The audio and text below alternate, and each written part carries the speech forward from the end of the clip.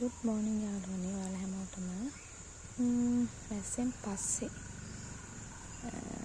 පැලවල තත්ත්වය කොහොමද කියලා බලමු අපි. ඔයාලට පේනවා ඇති.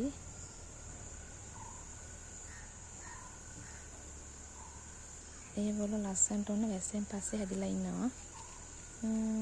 බලන්නකෝ මේ.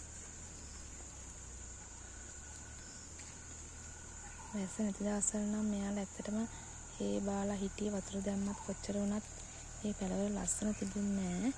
දැන් පේන එක ඔයාලා හැමෝටම මේවා මේ ලස්සනට මේ සිංගෝනියම් හැදලා තියෙන හැටි.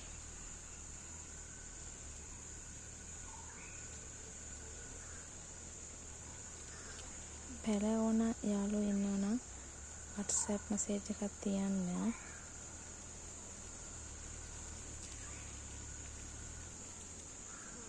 දැන් රන් තියෙන්නේ මේ පෝතස් වල පැල විතරයි. මෙන්න මේ ඔයාලට පේනවා ඇති මේ පැලලා තියෙනවා හොඳට. බලන්නකෝ.